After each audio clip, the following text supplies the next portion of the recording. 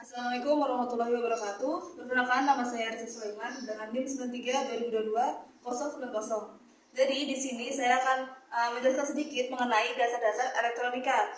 Nah, itu adalah komponen dasar. Jadi yang pertama ada resistor. Resistor merupakan komponen yang berfungsi untuk menghambat dan mengatur arus listrik di dalam sebuah rangkaian elektronika. Satuan dari nilai resistor elektronika adalah ohm. Jadi di sini seperti yang ada di samping saya, itu adalah nilai-nilai dari warna resistor.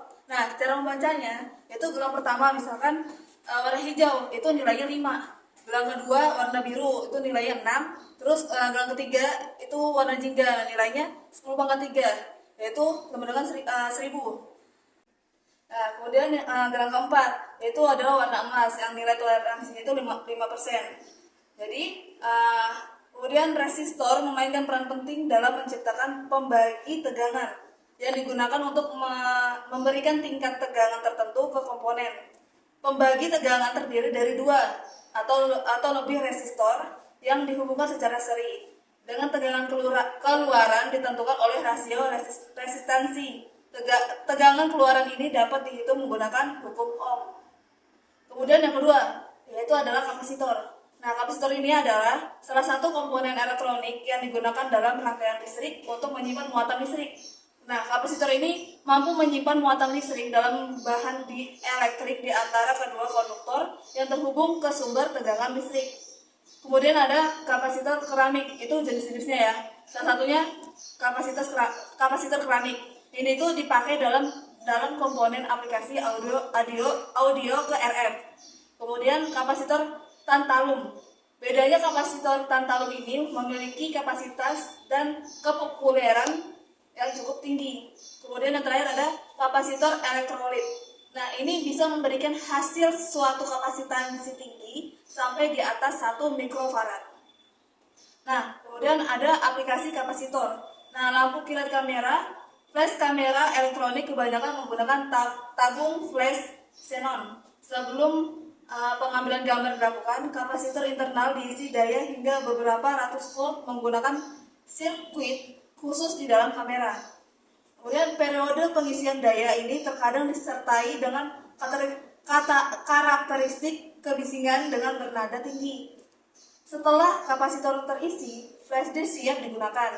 Kemudian saat tombol rana pada kamera ditekan, kapasitor hampir seketika dilepaskan melalui tabung, sehingga menghasilkan pulsa arus yang sangat pendek. Energi dari kapasitor diubah menjadi kilatan cahaya dalam proses yang hanya berlangsung sekitar 1 milidetik.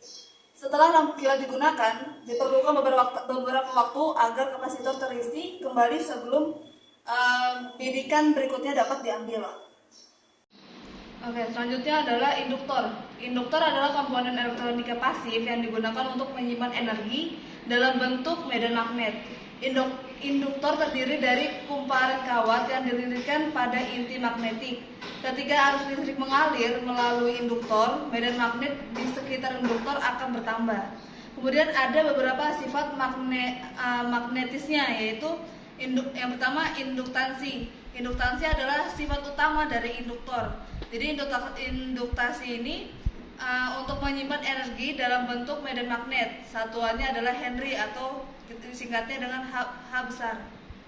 Kemudian korsivitas. Jadi korsivitas ini adalah kecenderungan material untuk tetap menjadi magnet setelah medan magnet diberhentikan. Semakin tinggi nilai korsivitasnya, semakin sulit bagi material untuk kehilangan sifat magnetiknya. Kemudian reluktans. Jadi ini adalah ukuran dari seberapa sulit medan magnet dapat melalui suatu material. Semakin tinggi nilai reluktansnya, semakin sulit bagi medan magnet untuk melewati material tersebut. Kemudian ada beberapa pengaruh induktor terhadap arus dan tegangan sirkuit. Jadi yang pertama adalah induktansi. Jadi induktansi ini adalah mempengaruhi cara arus berubah dalam sirkuit. Ketika arus berubah, induktor menghasilkan tegangan induksi yang berlawanan dengan perubahan arus tersebut.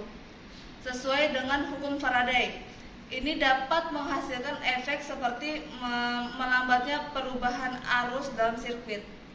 Kemudian ada impedansi. Jadi ini tuh adalah induktor memiliki impedansi atau hambatan dalam domain frekuensi dalam sirkuit AC. Kemudian respon frekuensi. Induktor mempengaruhi respon frekuensi sirkuit. Pada frekuensi rendah, implementasi induktor relatif rendah sehingga induktor berperilaku seperti kabel konduktor biasa. Kemudian ada penerapan induktor dalam filter dan sirkuit daya. Jadi ada dua, yang pertama filter. Jadi filter ini induktor yang digunakan dalam filter untuk melewatkan atau menyaring sinyal tertentu dalam rangkaian elektronika. Kemudian sirkuit daya. Jadi ini tuh ada induktor juga digunakan dalam sirkuit daya untuk berbagai tujuan, termasuk mengatur arus, mengurangi noise, dan meningkatkan faktor daya. Oke, selanjutnya adalah hukum Ohm. Jadi hukum Ohm ini adalah prinsip dasar dalam elektronika yang menggambarkan hubungan antara tegangan, arus, dan resistansi dalam suatu rangkaian listrik. Hukum ini dinyatakan dalam rumus matematis, yaitu V sama dengan I kali R, di mana V adalah tegangan dalam volt, I adalah arus dalam ampere, dan R adalah resistansi dalam ohm. Hukum Ohm menyatakan bahwa arus yang mengalir melalui suatu konduktor, misalnya kawat logam, sebanding dengan tegangan yang diterapkan ke konduktor tersebut dan sebaliknya, resistansi dari konduktor tersebut. Kemudian analisis sederhana. Nah, hukum Ohm sangat penting dalam perancangan rangkaian listrik karena memungkinkan kita untuk memprediksi dan mengukur arus, tegangan, dan resistansi dalam rangkaian yang kompleks. Nah, kemudian di sini ada rangkaian seri. Pada rangkaian seri ini, resistor-resistor dihubungkan dalam satu jalur arus sehingga arus yang mengalir itu melalui setiap resistor sama.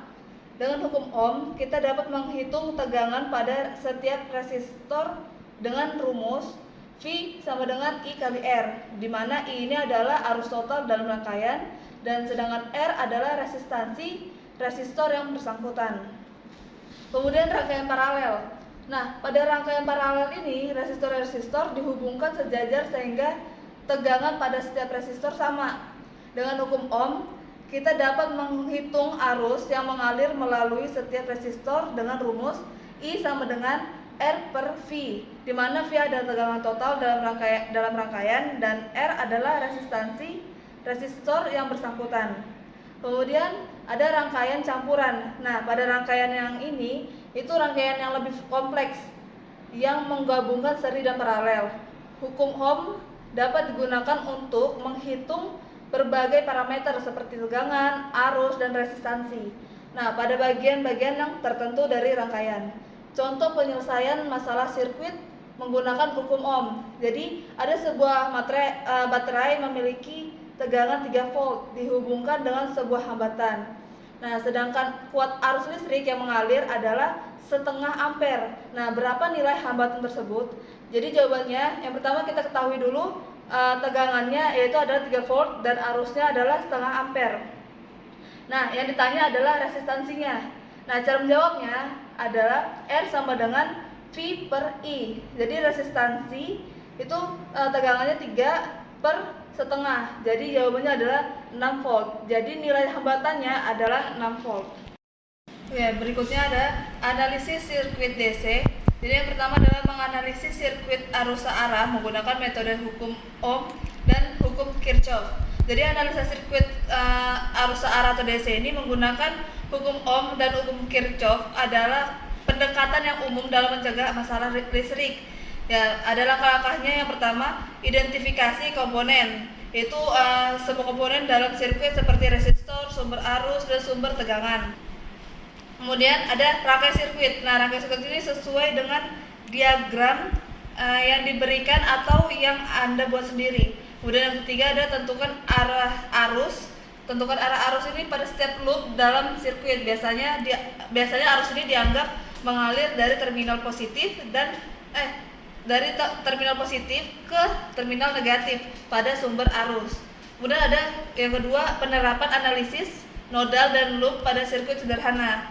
Analisis nodal Yang pertama ada identifikasi simpul. Ini kita menentukan simpul-simpul dalam sirkuit. Kemudian yang kedua, tentukan simpul referensi. Kita memilih simpul sebagai simpul referensi. Nah, biasanya simpul ini dengan ground. Kemudian yang ketiga ada terapkan hukum Kirchhoff kedua. Tulis hukum Kirchhoff kedua ini untuk setiap simpul yang bukan simpul referensi. Kemudian ada selesaikan persamaan. Selesaikan sistem persamaan yang dihasilkan untuk menemukan nilai arus di setiap resistor. Kemudian yang ketiga itu ada perhitungan daya dan energi dalam sirkuit DC. Nah, untuk analisis loop, yang pertama ada identifikasi loop. Nah, ini kita menentukan loop tertutup dalam sirkuit. Nah, loop ini adalah jalur tertutup yang melintasi setidaknya satu elemen sirkuit tanpa mengulangi simpul manapun. Kemudian ada tentukan arah loop. Nah, kita menentukan arah loop ini adalah langkah penting yang untuk menentukan tanda tegangan pada setiap elemen sirkuit dalam loop. Kemudian ada terapkan hukum Kirchhoff pertama. Ini tulis hukum Kirchhoff pertama untuk setiap loop. Kemudian selesaikan persamaan. Nah, selesaikan sistem persamaan yang dihasilkan untuk menentukan nilai tegangan di setiap elemen dalam loop. Kemudian ada analisis sirkuit AC. Nah, yang pertama ada konsep arus bolak-balik atau AC dan nilai efektifnya. Jadi arus bolak-balik atau AC ini adalah arus listrik yang berubah arahnya secara periodik. Nah, itu pergantian arah positif dan negatif dengan frekuensi tertentu.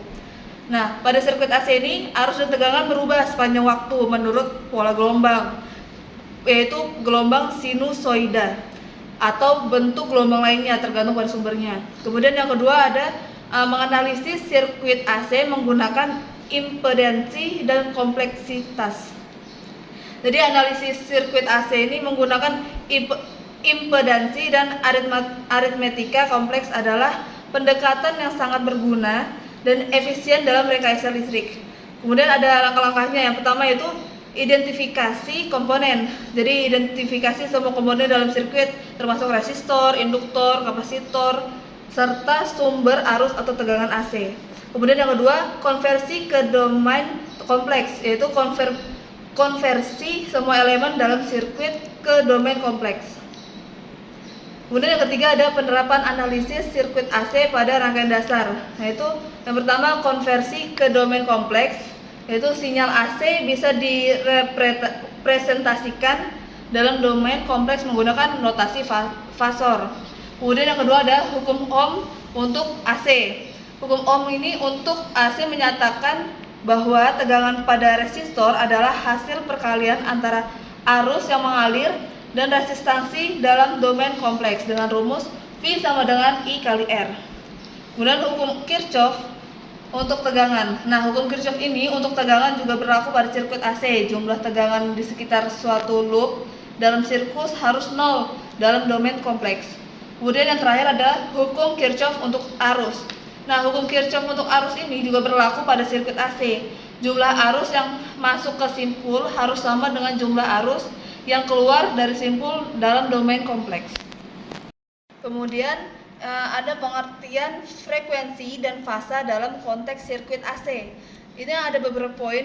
Poin pertama adalah dalam konteks sirkuit AC, frekuensi merujuk pada jumlah siklus gelombang sinusoidal yang terjadi dalam 1 detik. Nah, sedangkan fasa mengacu pada perbedaan waktu antara dua gelombang sinusoida atau perbedaan sudut antara dua gelombang dalam satu siklus. Nah, dalam istilah sirkuit AC, fase seringkali digunakan untuk menjelaskan hubungan waktu atau sudut antara tegangan dan arus dalam sirkuit. Kemudian poin kedua adalah hubungan. Nah, ini hubungan antara frekuensi, periode, dan panjang gelombang. Jadi frekuensi, periode, dan panjang gelombang ini saling terkait dalam konteks gelombang sinusoidal. Jadi ada 3. Yang pertama frekuensi. Oke, frekuensi ini F kecil lambangnya.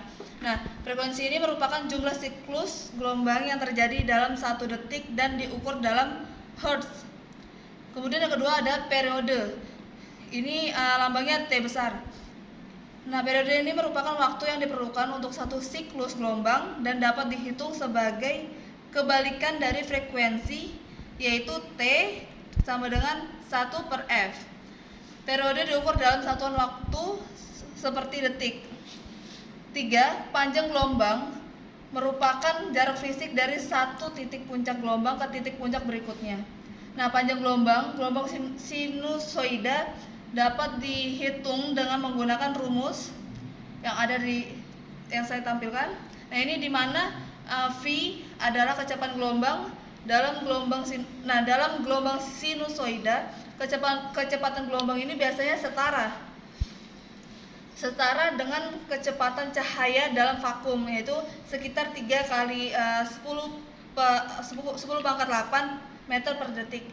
Kemudian yang terakhir ada poin ketiga, yaitu hubungan antara ketiganya yaitu frekuensi dan periode adalah kebalikan satu sama lain, yaitu frekuensi sama dengan 1/T. Sementara itu panjang gelombang itu bergantung pada frekuensi dan kecepatan gelombang. Dengan rumus yang saya tampilkan itu, jadi semakin tinggi frekuensi semakin pendek periode dan panjang gelombangnya. Sekian penjelasan dari saya. Mohon maaf jika ada salah kata. Terima kasih. Wassalamualaikum warahmatullahi wabarakatuh.